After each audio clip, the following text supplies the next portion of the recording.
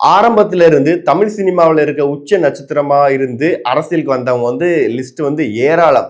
குறிப்பா சொல்லப்போனா எம்ஜிஆர் அவர்களா இருக்கட்டும், அப்புறம் கேப்டன் விஜயகாந்த் அவர்கள், கமலஹாசன் அவர்கள் இந்த மாரி அடுக்கடுக்கா சொல்லிக்கிட்டே போலாம். ஸோ இவங்களோட நிலைமெல்லாம் எப்படி என்னன்னு தெரியும். குறிப்பா எம்ஜிஆர் அவர்கள் வந்து அதிமுக கட்சியை வந்து உருவாக்கி அப்புறம் மிகப்பெரிய அளவுல கொண்டு போய் சேர்த்தாரு. அவர் வந்து கட்சி ஆரம்பிச்ச புதுசுல வாங்கின பர்சன்டேஜ் பார்த்தா 30%. கேப்டன் விஜயகாந்த் அவர்கள் கட்சி ஆரம்பிச்ச புதுசுல வாங்கின பர்சன்டேஜ் பார்த்தா 8% ஆனா அவருமே ஒரு தொகுதியில தான் ஜெயிச்சாரு. அப்படி இருக்கிறப்போ விஜய் டிவிகேல உள்ள விஜய் கட்சி ஆரம்பிச்ச வயசு அதுக்கப்புறம் அவருடைய வயசு பார்த்தா சின்ன வயசு, சின்ன பையன்.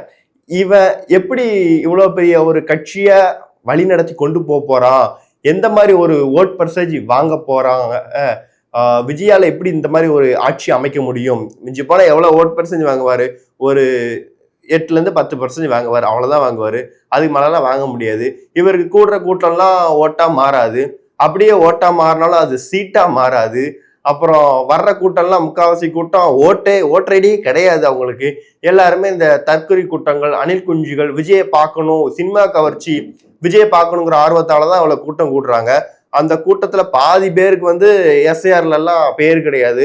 இவ்வளவு கூட்டம் விஜய் பார்க்கறதுக்கு மட்டும்தான் வர்றாங்க. சினிமால பார்த்தவர் வந்து ரியல்ல நேர்ல நம்ம ஏரியால வர்றப்போ அவரை பார்க்க கூட்டம் வரதான் செய்யும். இந்த மாதிரி அடுக்கடுக்கா சொல்லிக்கிட்டே போலாம். அந்த அளவுக்கு ஒரு விமர்சனமும், அந்த அளவுக்கு ஒரு கட்சி மேல ஒரு குறைச்சி மதிப்பிடுறதுன்னு ஒண்ணு இருக்கு இல்லையா, அதை பண்ணிக்கிட்டு இருந்தாங்க.